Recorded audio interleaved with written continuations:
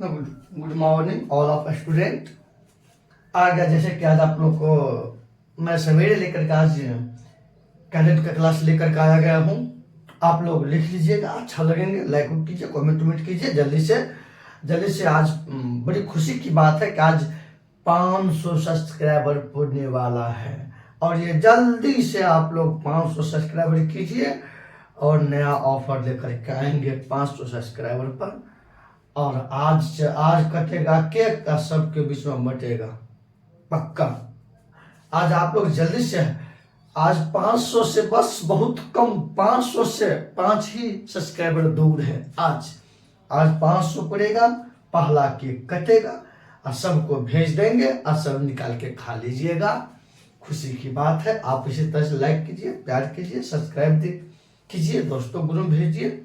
और मैं जितना हो सकेगा उतना ही आपके पास बेटर से बेटर क्वेश्चन लेकर के आऊंगा और आपकी टेंशन को चुटकियों में खत्म कर दूंगा। आइए, आज समय गंवाए बिना आज का जो भी महत्वपूर्ण पॉइंट है लेकर के आया हूं, चलिए देखते हैं।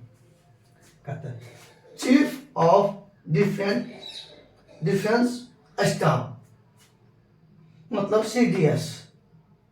तो सीडीएस ये आपको ले जा अनिल चौहान, मतलब इतना नहीं, ले जा का कोई बात नहीं, केवल इतना रख लीजिए, अनिल चौहान मतलब चीफ ऑफ डिफेंस स्टाफ। इसी को शॉर्ट में बोलते हैं सीडीएस।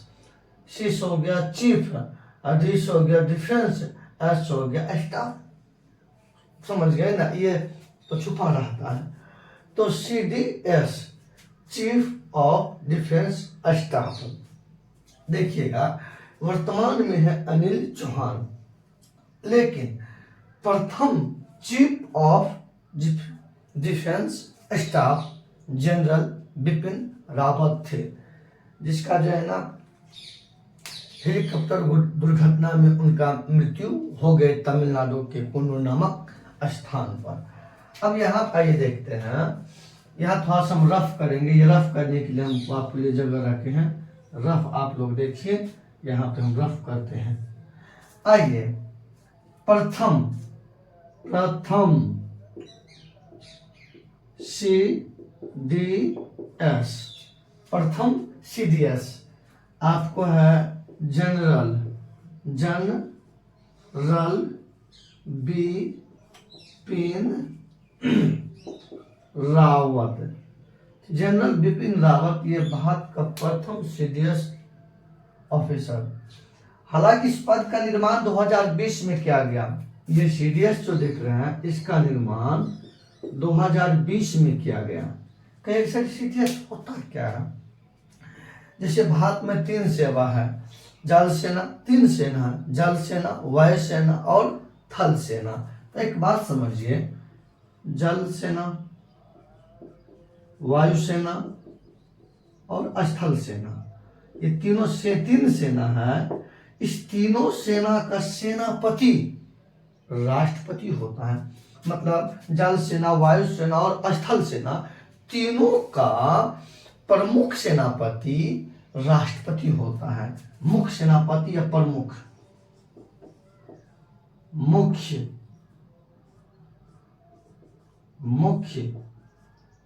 सेनापति। आप लोग भी लिखिएगा, क्योंकि मैं ये मिटा दूंगा, यहाँ समझाने के लिए, करने के लिए जगह रखा हूं। जैसे आप लोग लिखिएगा प्रथम सीडीएस जनरल बिपिन रावत थे। हाँ, सीडीएस पद का सृजन 2020 में किया गया था, 2020 में किया गया। ठीक है, अब आइए, अब देखिए, अब समझाते हैं क्या। भारत में 3 सेना है, जल सेना, वायु सेना और स्थल सेना। इस तीनों सेना का प्रमुख या मुख्य सेनापति होता है राष्ट्रपति। कौन होता है? राष्ट्रपति होता है। राष्ट्रपति, जैसे वर्तमान में भारत के राष्ट्रपति श्रीमती द्रौपदी मुर्मू है, तो भारत की 15वें व्यक्ति बनी। अब द्रौपदी मुर्मू जो है, देखिए द्रौपदी मुर्मू, ये भारत का प्रथम आदिवासी राष्ट्रपति है। कौन? द्रौपदी मुर्मू ये भारत के प्रथम आदिवासी राष्ट्रपति है। ये भारत के प्रथम स्वतंत्र भारत में जन्मे राष्ट्रपति है ये। और इनके जन्म ओडिशा राज्य में हुए थे। कहाँ? ओडिशा राज्य में। तो राष्ट्रपति हो गया भारत का मुख्य सेनापति, प्रमुख सेनापति। अब देखिए, वैसे तो तीनों का अलग अलग सेना मतलब मुख्य होंगे। इस जल सेना, वायु सेना और स्थल सेना, तीनों के बीच में मेल मिलाप या तीनों के बीच में संबंध अच्छा बनाए रखने के लिए, तालमेल करने के लिए सीडीएस पद का जो है ना सृजन किया गया। इसका एक ही है कि तीनों सेनाओं के बीच में जो है ना गुणवत्तापूर्ण ना सबके बीच में अच्छा तालमेल बनाए रखने के उद्देश्य से सीडीएस पद का सृजन किया गया 2020 में, जिसको चीफ ऑफ डिफेंस स्टाफ प्रथम था जनरल बिपिन रावत। लेकिन हवाई हेलीकॉप्टर दुर्घटना में इनका मृत्यु हो गए। तब आपको जो है ना वर्तमान में आपको सीडीएस है अनिल चौहान, यानी कि ये भारत का दूसरा है। ये जो भारत का दूसरा सीडीएस ऑफिसर है। कौन? अनिल चौहान। ये तो समझ गए। अब आइए आगे चलते हैं अपना सब। अब आगे देखते हैं। All India limited, OIL short में लिखते हैं OIL, ऑल इंडिया लिमिटेड को 13वां महारत्न कंपनी का दर्जा दिया गया है। बहुत अच्छा प्रश्न है, काफी पूछे जाते हैं। प्रश्न पूछेंगे हाल ही में किस कंपनी को 13वां महारत्न कंपनी की दर्जा दिया गया है?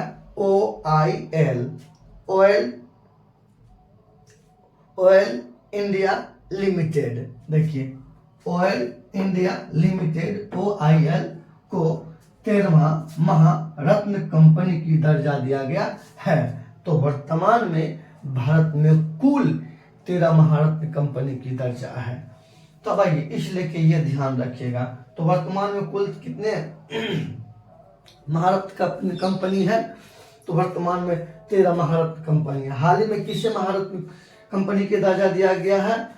ऑयल इंडिया लिमिटेड को दिया गया है। आइए, ये तो समझ गए अपना सब। अब आइए, हाल ही में लक्ष्मी विलास बैंक का जो है ना विलय सिंगापुर के DBS बैंक की भारतीय शाखा में किया गया है। अब ये मैं इसको मिटा दूंगा क्योंकि ये रफ करने के लिए मैं जगह रखा हूँ। ये आप लोग लिख लिए होंगे, नहीं लिखे होंगे तो जल्दी से लिख लीजिए। समझ गए ना? और ये तो मिटाते रहेंगे। और यहाँ पे अच्छा सा पॉइंट हम लिखने के लिए स्पेशल रखे हैं।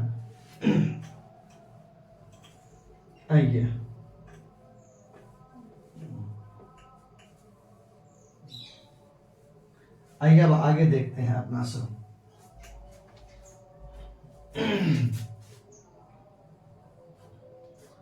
ठंडी का मौसम आ गया। अब ध्यान दीजिए, जैसे DBS बैंक, गला फंस जाता है, ठंडी है ना।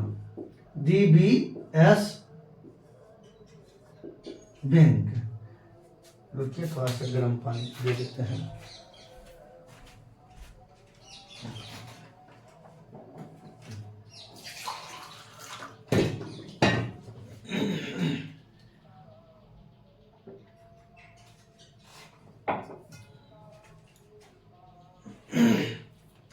आइए, सॉरी डिस्टर्ब करने के लिए।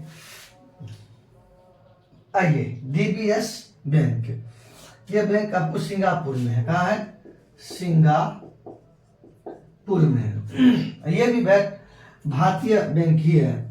ये भारतीय बैंक ही है जो भारतीयों के द्वारा सिंगापुर में खोला गया। तो हाल ही में क्या किया, लक्ष्मी विलास बैंक, देखिएगा, लक्ष्मी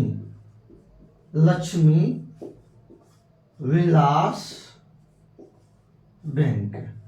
लक्ष्मी विलास बैंक को हाल ही में क्या किया, डीबीएस बैंक जो सिंगापुर में भारतीय की शाखा है उसमें मिला दिया गया है। तो मिला दिया गया, काफी महत्वपूर्ण पूछेंगे कि हाल ही में लक्ष्मी विलास बैंक को किस बैंक में मिला दिया गया, डीबीएस बैंक। ये बैंक कहाँ पे है, सिंगापुर में है। किस देश की है, ये भारतीय ही है। अब आइए सिंगापुर के, आप लोग देखिएगा सिंगापुर की राजधानी, खुद आप लोग कमेंट में दीजिए, कमेंट सेक्शन में सिंगापुर की राजधानी बताइएगा, सब आंसर दीजिएगा कि सिंगापुर की राजधानी कहाँ है। इसकी आंसर सभी छात्र छात्राओं आप जहां से भी हो अवेलेबल करके हमारे कमेंट सेक्शन में चाहिए। आज में तो सिंगापुर, आइए सिंगापुर जो है देखिएगा, ये सिंगापुर जो है ना विश्व में सबसे अधिक जनसंख्या घनत्व वाला देश है। तो विश्व में सबसे अधिक जनसंख्या घनत्व वाला देश सिंगापुर है। लिखिए, मैं आराम से बता रहा हूं ताकि आपको समझने में किसी प्रकार की परेशानी न हो। लिखिएगा, विश्व में, देखिए सवाल, विश्व में सर्वाधिक जनसंख्या घनत्व वाला देश सिंगापुर है। आप लोग लिख लिए होंगे। तो अब आइए, सिंगापुर भी एशिया महाद्वीप में ही है। तो आप लोग इनका राजधानी लिख के कमेंट सेक्शन में दे दीजिएगा। आइए, भारत का केंद्रीय बैंक आरबीआई है। RBI, reserve bank of India, reserve bank of India. इसकी स्थापना किया गया आपको 1935 ईस्वी में इसकी स्थापना किया गया। इसका हेड क्वार्टर वर्तमान में मुंबई में है। कहाँ पे है, मुंबई में है। यह आरबीआई को केंद्रीय बैंक कहा जाता है या बैंकों का बैंक कहा जाता है। यह आम आदमी को लोन नहीं देता है, ये समझ गए ना। और वर्तमान में भारत में जो है ना सार्वजनिक क्षेत्र की बैंकों की संख्या 12 है। सार्वजनिक क्षेत्र के बैंकों की संख्या कितना है, 12 है। भारत में वर्तमान में सार्वजनिक क्षेत्र के बैंकों की संख्या 12 है। केंद्रीय बैंक आरबीआई है। आरबीआई का स्थापना 1935 में, इसका हेडक्वार्टर मुंबई में है। हाल ही में लक्ष्मी विलास बैंक को जो विलय मतलब मिला देना, मिला दिया गया डीबीएस बैंक में, जो भी भारतीय बैंक है जो सिंगापुर में स्थित है। इस लाइन समझ गए होंगे। अब आइए चलते हैं, आप लोग से एक क्वेश्चन और है। हाल ही में एशिया कप किस देश ने जीत लिया, आप लोग बताइएगा। हाल ही में एशिया कप की विजेता कौन सा देश रहा है, क्योंकि पिछली क्लास में मैं बता दिया हूं। तो कमेंट सेक्शन में आप आंसर मुझे दे दीजिएगा, ठीक। आइए अब आगे चलते हैं। अब हर एक इंसान आप नहीं देख रहे कि आप लोग आंसर नहीं भेज रहे हैं, इससे मतलब पता चलता कि बहुत मेहनत नहीं कर रहे हैं आप लोग। आइए, हामुन चक्रवात 2023, ये जो हामुन चक्रवात 2023 में आया, और इसका हामुन चक्रवात का नाम दिया कौन, ईरान ने दिया था। कौन, ईरान। और ये चक्रवात आया था बंगाल के खाड़ी में। कहाँ आया था, बंगाल के खाड़ी में। तो प्रश्न पूछेंगे, हामुन चक्रवात जो है हाल ही में किस क्षेत्र में आया, कहाँ उत्पन्न हुआ, बंगाल के खाड़ी में। और बंगाल के खाड़ी में हुआ, उसके बाद अब आइए ये चक्रवात 2023 में आया। इस चक्रवात का नाम किसने दिया, तो ईरान देश ने इसका नामकरण किया। तो आप लोग को क्वेश्चन है कि हामुन चक्रवात किस किस क्षेत्र को प्रभावित किया, ये आप लोग भी लिखिए, कुछ आप लोग भी दिमाग चलेंगे। तो हामुन चक्रवात अगर आप लोग आज नहीं करिएगा तो कल फिर मैं कमेंट सेक्शन में बता दूंगा, लेकिन आप लोग का होमवर्क भी देते हैं ताकि आप लोग भी पढ़ें। हामुन चक्रवात ने किस किस क्षेत्र को प्रभावित किया, ये आप लोग खुद करिएगा। आइए आगे चलते हैं। ऑर्डर ऑफ द नाइल, ये मिस्र देश के जो है ना सर्वोच्च नागरिक सम्मान पुरस्कार है, जो हमारे माननीय प्रधानमंत्री नरेंद्र मोदी को दिए गए प्रधानमंत्री प्राइम मिनिस्टर ऑफ इंडिया, प्रधानमंत्री पीएम नरेंद्र मोदी। नरेंद्र मोदी, ये नरेंद्र मोदी भारत के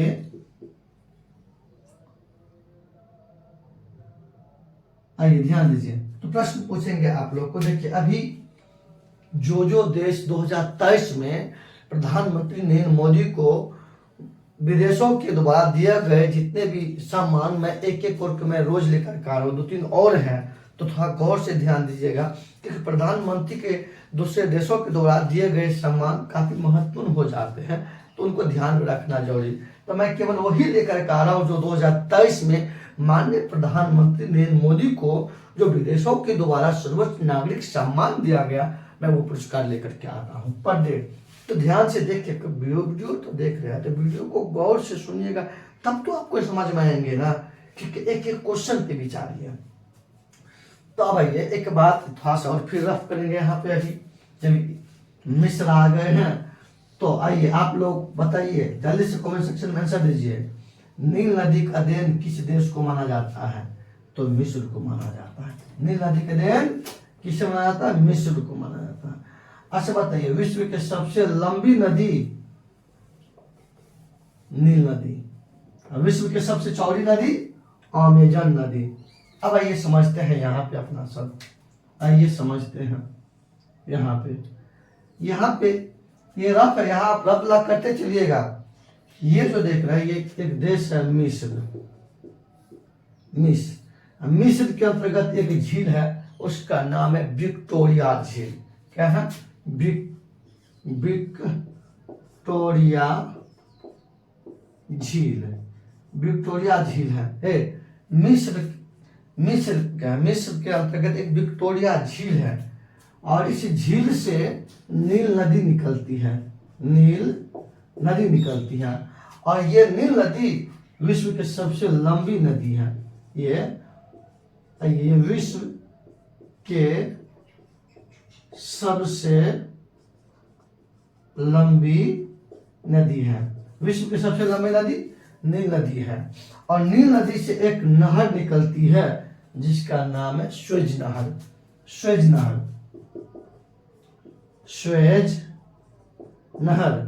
ये नील नदी से निकलती है। स्वेज नहर नील नदी से निकलती है। और स्वेज नहर ये भूमध्य सागर और लाल सागर को आपस में कनेक्ट करती है, जोड़ती है। बड़ा पूछे जाता है, ये जो है स्वेज नहर भूमध्य सागर को लाल सागर से जोड़ती है। इसकी लंबाई है 168 किलोमीटर। आप लोग ये बताइएगा, कमेंट सेक्शन में आंसर हमको चाहिए कि स्वेज नहर का निर्माण कब हुआ है। हम इतना बताए तो एक काम तो आप कर नहीं सकते हैं, एक काम आपको भी करना पड़ेगा। मैं बता दिया, मिस्र के अंतर्गत विक्टोरिया झील स्थित है। विक्टोरिया झील से नील नदी निकलती है। ये विश्व के सबसे लंबी नदी है। अब इसी नील नदी से स्वेज नहर निकलती है और स्वेज नहर की लंबाई 168 किलोमीटर है। और ये स्वेज नहर भूमध्य सागर को लाल सागर से जोड़ती है। ताकि आप इसका निर्माण कब कराया गया, आप कमेंट सेक्शन में, अगर पढ़ने वाले छात्र हैं तो इसका आंसर मुझे कमेंट सेक्शन में चाहिए। आइए अब आगे चलते हैं। आइए हरिजन शब्द। अब देखिए, दिल्ली के अंतर्गत जो बस्ती था, गली था, मोहल्ला था, उनमें कई मोहल्ला का नाम था हरिजन मोहल्ला था। तो दिल्ली सरकार ने क्या किया, इसका ये शब्द हमको नहीं जचता है। दिल्ली में अभी सरकार केजरीवाल की है, तो दिल्ली में अभी केजरीवाल सरकार है। तो केजरीवाल सरकार ने कहा मुझे हरिजन शब्द पसंद नहीं है, मैं इनके स्थान पर डॉक्टर भीमराव अंबेडकर। अब जो दिल्ली में जितने भी हरिजन मोहल्ला या गली या जो भी था, उनका नाम बदल करके डॉक्टर भीमराव अंबेडकर कर दिया गया। डॉक्टर भीमराव अंबेडकर कर दिया गया। तो ये किस सरकार द्वारा? दिल्ली सरकार द्वारा। आप लोग एक लिख लिए होंगे, यहाँ तो फिर रफ करेंगे, मिटाते हैं। आइए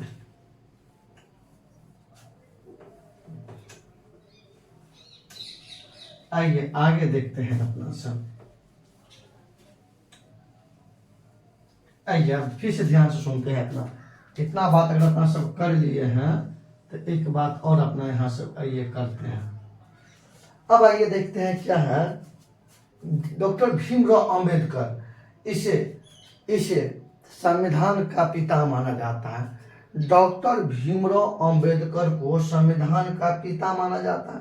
और डॉक्टर भीमराव अंबेडकर ने अनुच्छेद 32 डॉक्टर भीमराव अंबेडकर ने अनुच्छेद 32 डॉक्टर भीमराव अंबेडकर ने संविधान के अनुच्छेद 32 को संविधान की आत्मा कहा है। संविधान की आत्मा का प्रश्न पूछेंगे, डॉक्टर भीमराव अंबेडकर ने किस अनुच्छेद को संविधान की आत्मा कहा? तो अनुच्छेद 32 को संविधान की आत्मा कहा। हाँ, संविधान का पिता डॉक्टर भीमराव अंबेडकर को माना जाता है।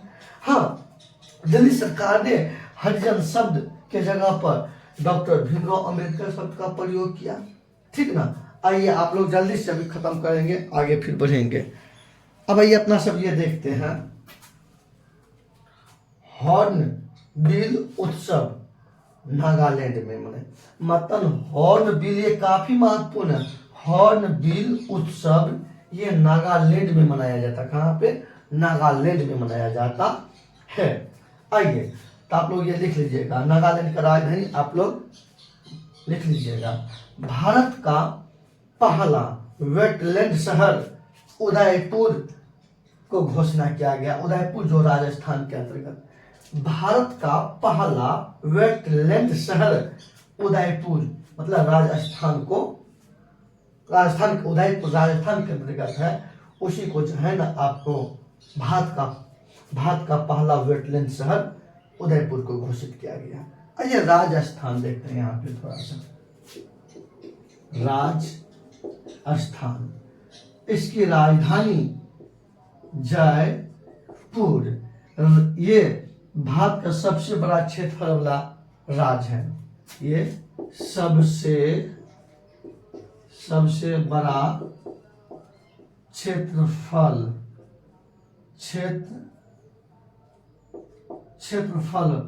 सबसे बड़ा क्षेत्रफल वाला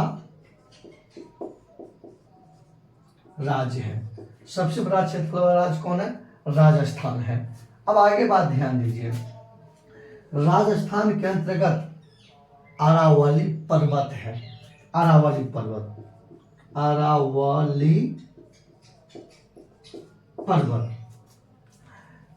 पर्वत ये विश्व का सबसे प्राचीन मोड़ा या वलित पर्वत है। कौन? अरावली पर्वत, जो राजस्थान राज्य में स्थित है।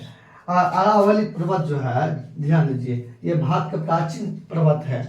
इसकी सबसे ऊंची चोटी का नाम है, इसके सबसे ऊंची चोटी का नाम है गुरु शिखर। क्या नाम है? गुरु शिखर।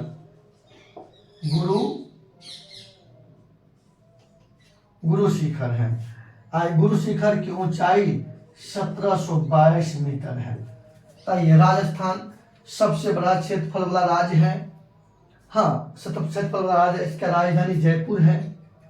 हाँ, ये अरावली पर्वत राजस्थान के अंतर्गत स्थित है। ये भारत के सबसे प्राचीन पर्वत है। ये विश्व का सबसे प्राचीन पर्वत है।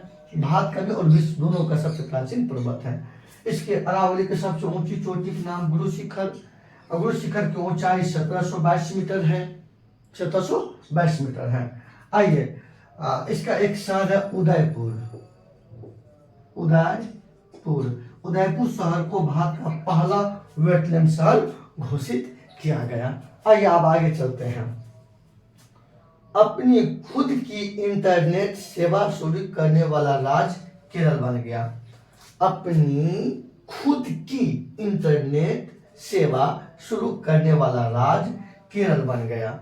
केरल जो है ये कहा हम खुद अपना इंटरनेट सेवा शुरू करेंगे। तो ये पहला भारत का पहला राज्य केरल बन गया जो अपने खुद की इंटरनेट सेवा शुरू किए। खुद की इंटरनेट सेवा शुरू किए। और केरल देखिएगा, केरल जो है ये भारत का सबसे बड़ा साक्षर राज्य है। और केरल भारत में सबसे अधिक लिंग अनुपात वाला भी राज्य है। आइए हम यहाँ पे थोड़ा सा आपको लिख देते हैं फिर से। आइए फिर से यहाँ पे आप लोग ये जो हम रफ कर रहे हैं आप लोग भी करके आगे बढ़ते चलिए। हम सबका कॉपी चेक करेंगे कि ये जो मैं रफ बता रहा हूँ स्टैटिक जीके बता रहा हूँ, ये स्टैटिक जीके आप लिख रहे हैं कि नहीं लिख रहे हैं। क्योंकि स्टैटिक जीके देखिए स्पेशल से बनाना संभव नहीं है। जब एक पार्ट हम जब करंट लेकर आ रहे हैं तो आपको बहुत महत्वपूर्ण स्टैटिक जीके यही हम इंक्लूड कर दूंगा। हाँ थोड़ी सी वीडियो लंबा इसलिए क्यों होगा क्योंकि स्टैटिक जीके इसमें बहुत समझ रहा हूँ करंट के साथ साथ। और दूसरा बात यह है आपका साइंस का वीडियो आते रहेगा। तो अब आइए देखिए केरल है ना, आइए केरल, केरल की राजधानी तिरुवनंतपुरम है। आइए इसकी राजधानी देखते हैं, तिरुवनंतपुरम। तिरुवनंतपुरम केरल की राजधानी है। ठीक, आप लोग को पहले राजधानी देखने में बड़ा भीड़ होता था तो हम ही आपको यहाँ लिख के समझाते हैं। केरल की राजधानी तिरुवनंतपुरम है। केरल को मसालों का बगीचा माना जाता है। आइए मसालों का बगीचा, मसालों का बगीचा केरल को माना जाता है। केरल को माना जाता है, आप लोग भी लिखिएगा। इसकी राजधानी तिरुवनंतपुरम, मसालों का बगीचा केरल को माना जाता है। और केरल, अब आइए केरल सबसे साक्षर राज्य है, सबसे अधिक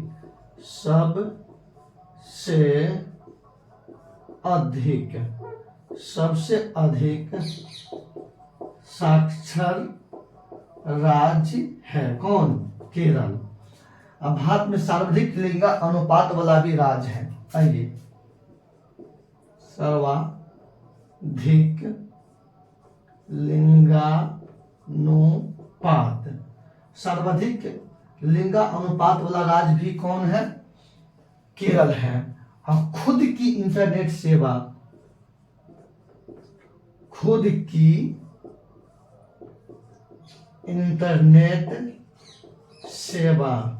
शुरू करने वाला भी राज्य कौन है? केरल।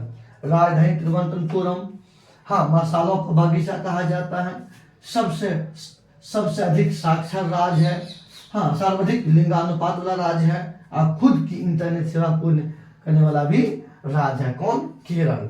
मैं पढ़ाने में एक नया तरीका लाया हूँ। बताइए अपनी खुद की इंटरनेट सेवा शुरू करने वाला राज्य कौन बन गया? केरल बन गया। अब आइए हरमुज शक्ति सैन्य अभ्यास 2023 में, ये भारत और मलेशिया के बीच में, भारत और मलेशिया के बीच में, इसमें भारत और मलेशिया के बीच में, इसमें दोनों देश के थल सेना भाग लेते हैं। और 2023 में इसकी आयोजन जो है भारत के मेघालय में किया गया, भारत के मेघालय में किया गया। चलिए स्क्रीनशॉट लीजिए तो फिर आगे चलते हैं। अगर आप लोग स्क्रीनशॉट ले लिए होंगे तो ये फटाफट इसको हम कर देता हूँ 1 मिनट में क्लियर।